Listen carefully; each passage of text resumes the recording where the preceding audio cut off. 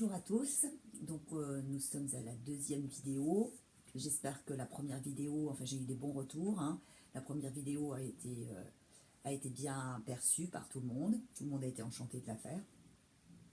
J'ai eu des très bons retours, donc ça m'a donné de l'entrain pour pouvoir refaire cette deuxième vidéo. Alors la deuxième vidéo n'a rien à voir avec celle qu'on a faite la semaine dernière, hein, avec la session qu'on a faite l'année dernière avec plusieurs modules. Là, effectivement, on est à la deuxième session avec aussi d'autres modules. Et cette vidéo n'a absolument rien à voir, ce cours n'aura rien à voir avec l'autre. Donc, c'est tout à fait indépendant de ce qu'on a fait la semaine dernière. Donc, c'est encore une autre découverte. Voilà. Donc là, c'est pour bien continuer d'avoir les mains, évidemment, connectées entre elles. Ça, c'est très important. Faire abstraction de la musicalité. Hein, c'est vrai que je me répète, mais comme ça, au moins, c'est plus facilement perçu si on répète.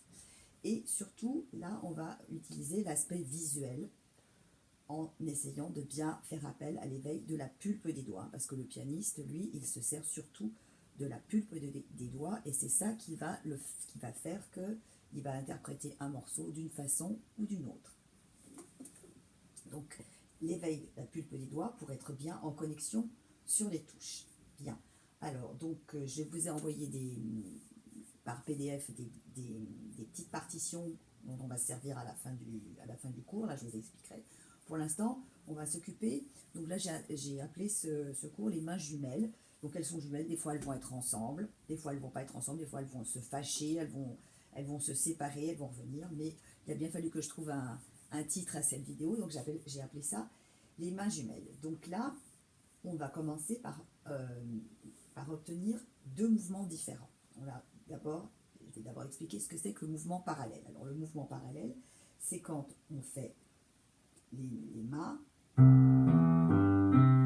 montent en même temps ou qui descendent en même temps. Voilà, ça s'appelle un mouvement parallèle, c'est-à-dire que les mains vont dans le même sens en montant ou en descendant. Alors on peut commencer à le faire, ce genre de pratique, vous allez le faire. Vous pouvez, comme la dernière fois, le faire avec moi ou attendre que j'ai fini, mettre sur pause et le faire tout seul. Donc là, on va faire en premier, en essayant de faire les mêmes notes. Si vous ne faites pas les mêmes notes, c'est pas grave. On va essayer de le faire sans touche noire, hein, juste en Do majeur. Do majeur, c'est quand il n'y a rien à clé. À la clé, c'est qu'il n'y a ni dièse ni bémol. Donc on va aller et venir en haut et en bas, mais dans le même sens. On peut faire les mêmes notes. Moi, je vais faire les mêmes notes en premier. On va se déplacer sur le clavier. On peut faire des sauts, hein, d'aller d'en haut, après en bas et remonter. On peut monter plusieurs fois de suite. Donc, on fait comme on veut.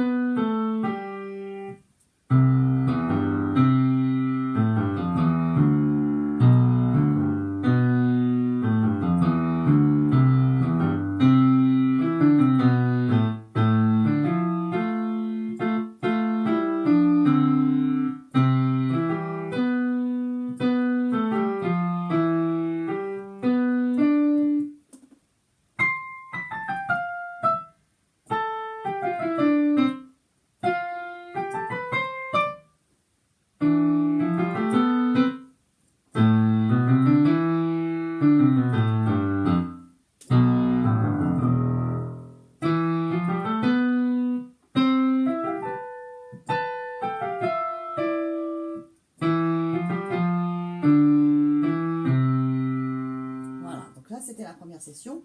Donc là, je vais d'en haut, en bas. Je fais pas des fausses notes, hein, des notes dissonantes, c'est pas grave. Là, on va refaire la même chose, donc toujours dans les mouvements parallèles, mais on va rajouter un dièse. Donc moi, je rajoute le fa dièse. Après, vous pouvez... Donc le dièse, c'est toujours la note qui se trouve après le fa, se trouve ici. Le fa dièse, c'est la touche noire à côté. Le sol dièse. Il n'y a que pour le mi, où la touche blanche, c'est le mi dièse à côté, et le si, ou la touche blanche, le do, est aussi un si dièse. Hein. Ça, c'est pour les débutants que je dis ça. Donc les confirmés, ils le savent. Donc le dièse, il augmente la note d'un demi-ton. Donc là, on va utiliser en dièse. Moi, je vais mettre un fa dièse, mais après, vous faites comme vous voulez.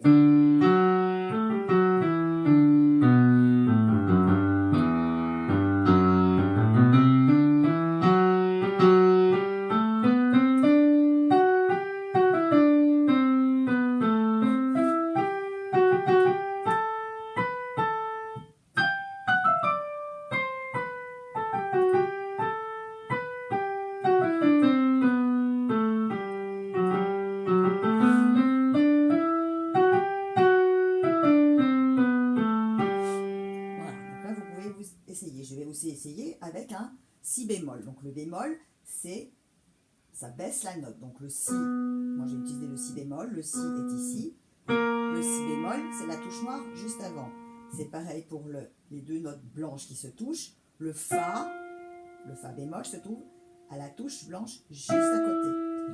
Le do bémol, juste à côté. Mais il vaut mieux essayer de jouer un petit peu sur les touches noires, hein, ça change un petit peu. Donc moi j'utilise le si bémol, après vous pouvez utiliser un autre bémol.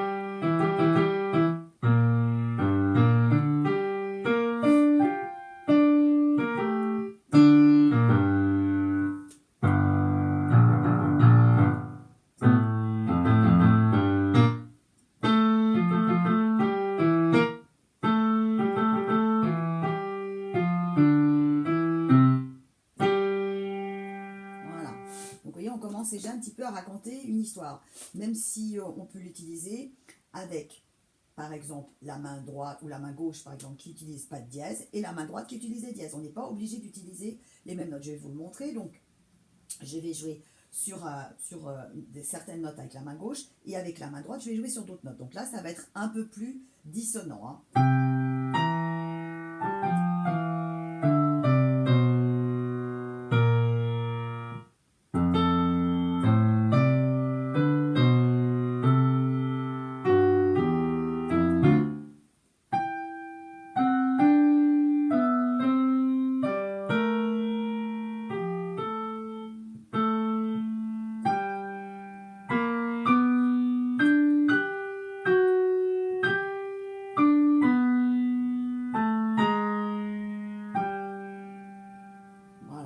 Par contre, on fait toujours en mouvement parallèle, c'est-à-dire on monte et on descend de la même façon, parce qu'il y a deux sens pour un pianiste, ou pour un autre musicien aussi, il y a deux mouvements. Le mouvement parallèle, donc je viens de vous le montrer. Donc là, on le fait toujours sans rythme, toujours en synchronisation.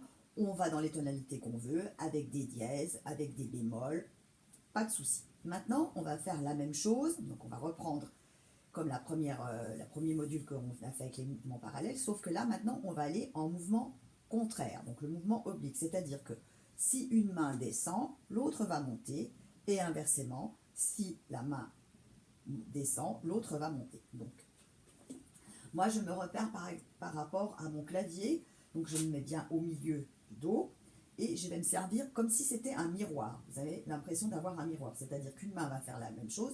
Quand vous regardez dans un miroir, vous avez bien vu que si vous levez la main droite, vous avez l'impression que c'est la main gauche qui se lève. Eh bien, c'est la même chose. Ici, les mains vont être, voilà, en miroir. C'est-à-dire que, comme ça, voilà. Donc, moi, je me sers du do du milieu, donc je fais à partir du ré pour la main droite et à partir du do pour la main gauche.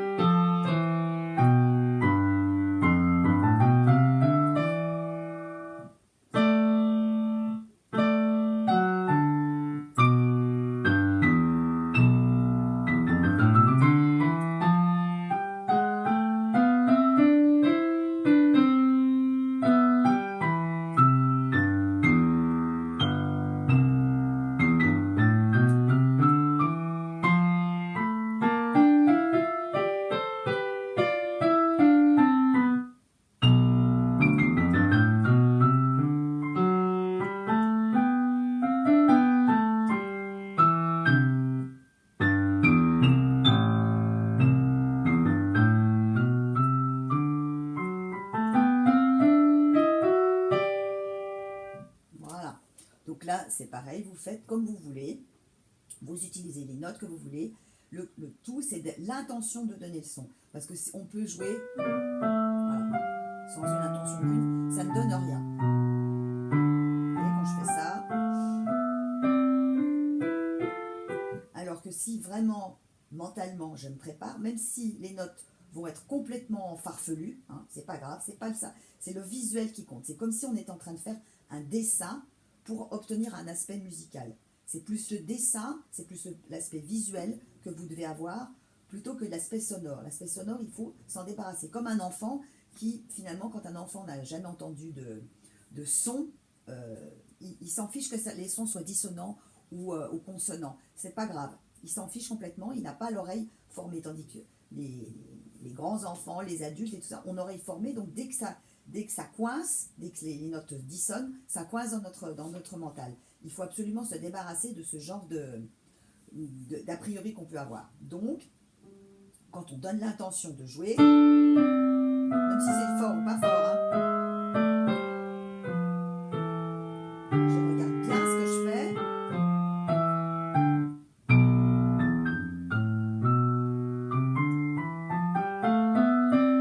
Voilà, là c'est l'intention qui compte.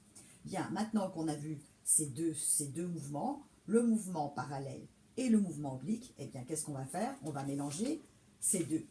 Donc on va mélanger le mouvement parallèle et le mouvement oblique, comme vous voulez. Et là, vous allez peut-être vous apercevoir que vous aurez peut-être plus envie de jouer des mouvements parallèles que des mouvements obliques. Parce que chaque personnalité a son ressenti, donc il y en a qui vont utiliser plus des mouvements parallèles et d'autres vont plus utiliser des mouvements opposés, contraires. Donc vous allez vous laisser faire. Vous allez bien prendre votre respiration d'abord, penser à ce que vous allez faire, et ensuite vous laissez libre cours à votre imagination. Je vais en mouvement parallèle ou je vais en mouvement contraire. Et je mélange.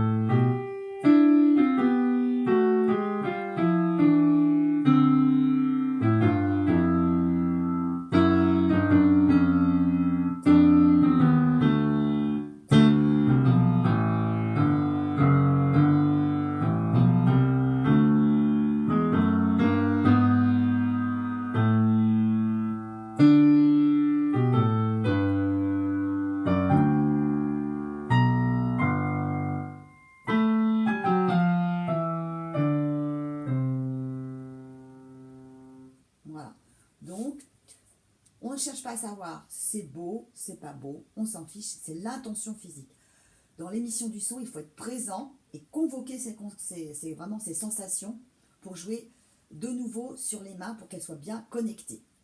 Donc, on utilise les tonalités libres. Hein, les tonalités libres, c'est-à-dire que ça veut dire qu'on met des dièses, on ne met pas de dièse, on met des bémols, on ne met pas de...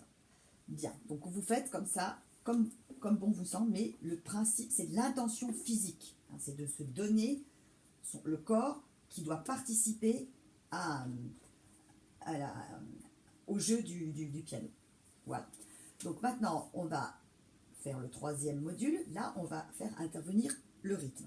Alors, certains pourront utiliser le métronome, d'autres le pied ou dans la tête. On va donner une pulsation avec la main gauche. La main gauche, elle va servir de guide pour que la main puisse se promener, la main droite puisse se promener.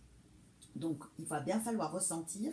Donc, la main gauche, hein, par exemple, je vais vous donner un type. Par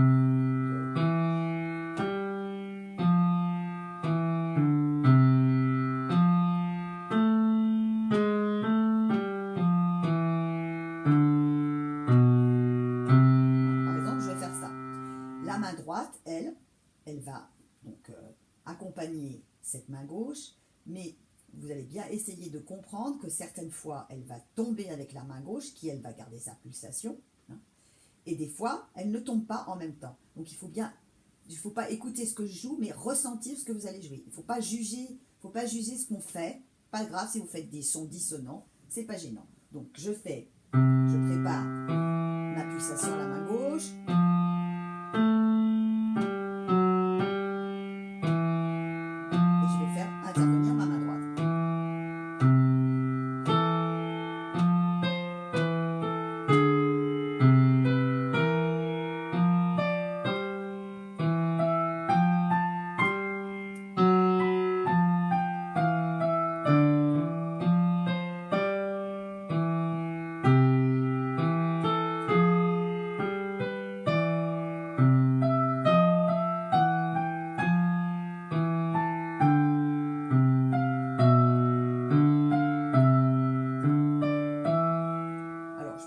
Avec la main gauche, hein, je ne suis pas obligée d'utiliser, je peux faire.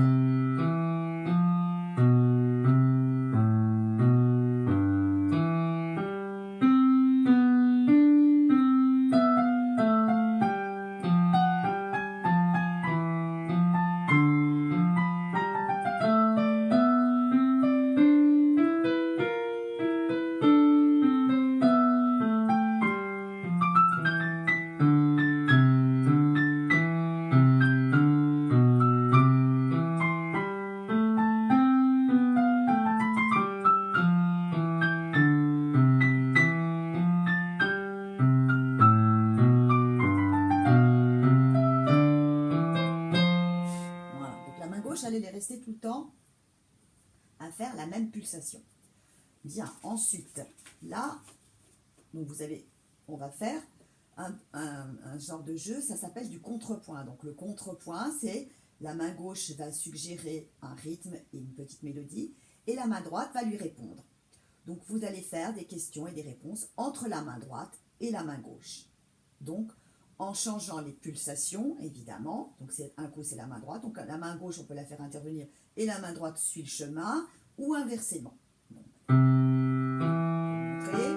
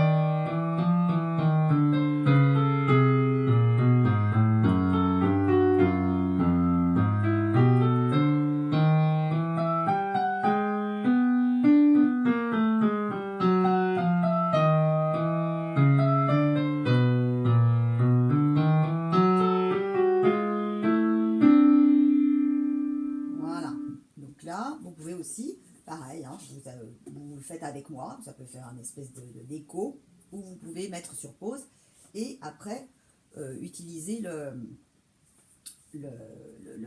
temps de pause pour pouvoir le faire librement vous-même. Alors, maintenant, on va utiliser un autre module. Maintenant, on va utiliser avec la main gauche un tempo fixe, c'est-à-dire comme si on battait la mesure avec la main gauche. Alors, soit vous pouvez utiliser un accord, hein, on avait un accord de 2 sons, 3 sons, et elle va faire la pulsation. Donc, moi, j'ai utilisé juste une note. Hein. Là, ce qu'on appelle le travail de l'indépendance des mains. Et la main droite, elle va utiliser un tempo libre. Donc, la main gauche, elle va imperturbablement, comme un métronome pourrait le faire, ne pas changer son tempo. Tout le temps, la même chose. Je le fais lentement, mais on peut le faire plus vite. Mais lentement, c'est déjà pas mal quand on essaye de travailler comme ça.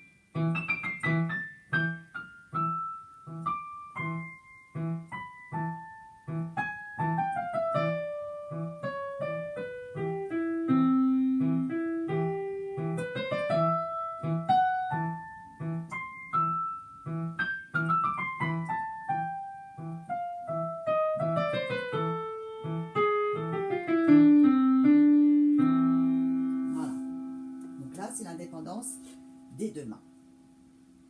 Bien. Alors, à quoi ça sert tout ça? Il n'y a pas d'objectif précis, hein. C'est bien ce que je dis depuis le départ, hein, depuis la première vidéo. Il faut imaginer comme si on était un peu dans un laboratoire de recherche, hein, c'est-à-dire qu'on va utiliser tout notre potentiel corporel pour pouvoir se débarrasser, donc comme je dis, de toutes ces petites choses qu'on a appris depuis le départ au piano, pour pouvoir justement avoir à nouveau un regard neuf sur ce qu'on va avoir à jouer plus tard, ou ce qu'on est en train de jouer sur nos partitions qui sont en cours. Bien, maintenant, on aborde la dernière étape de la session d'aujourd'hui, donc le dernier module. Donc je vous ai envoyé il y a quelques jours, vendredi il me semble, je vous ai envoyé en PDF des partitions où on va utiliser que la main gauche. Donc j'ai doigté que la main gauche, hein, j'ai mis donc la main droite, vous en faites attention, vous ne la regardez pas, la main droite. Donc vous allez utiliser cette main gauche, alors vous pouvez la travailler un petit peu plusieurs fois seule, hein, juste la main gauche seule, pour bien se mettre la mélodie dans la tête, hein, pour pouvoir un petit peu être confiant quand vous allez faire intervenir votre main droite en liberté. Donc vous allez l'utiliser plusieurs fois, hein, vous le faites sur plusieurs jours ou en une seule fois. Et ensuite, quand vous aurez bien travaillé cette main gauche, hein, sur ces pièces, ces partitions, vous allez faire intervenir la main droite d'une façon libérée. C'est-à-dire que vous allez un peu improviser par rapport à ce que se donne la main gauche. Alors, vous pouvez avoir des sons dissonants, hein, parce que c'est la première fois que vous le faites, donc c'est pas forcément facile la première fois. Mais ne vous inquiétez pas, au bout d'un moment, ça vient. Hein. Moi, les premières fois que je l'ai fait aussi, et ça m'arrive encore, puisque je ne suis pas une grande fan de l'improvisation, donc des fois je me force un petit peu à le faire. Donc des fois ça marche, des fois ça fonctionne, des fois ça fonctionne, des fois ça ne fonctionne pas. Mais il y a des jours où ça va, ou des jours où ça ne va pas pour le faire. Donc des fois je m'impose aussi ce genre de travail pour justement après donner ouvrir une autre interprétation sur les offres que je suis en train déjà de jouer. Voilà. Donc on va travailler. Donc moi je vais vous montrer ce que j'ai fait sur un morceau. Et vous ferez la même chose, enfin pas les mêmes notes, hein, vous ferez le même travail sur vos partitions à vous. Donc, je vais utiliser une œuvre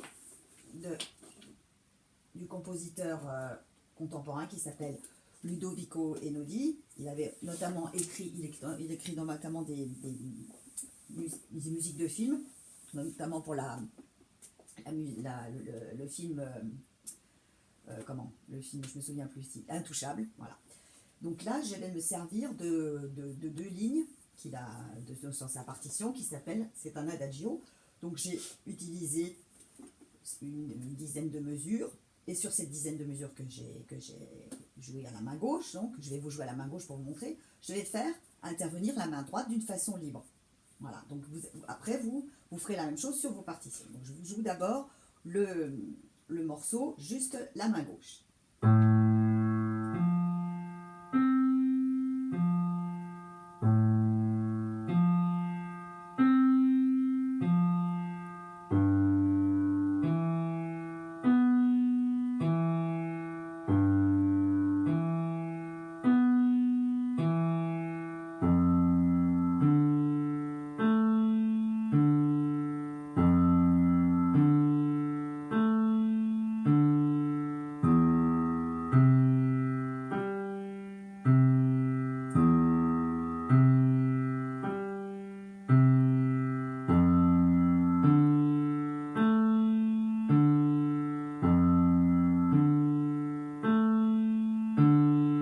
Ça se reprend 4 fois de suite. Donc je vais vous jouer ces quatre sessions de la main gauche avec une main droite libre.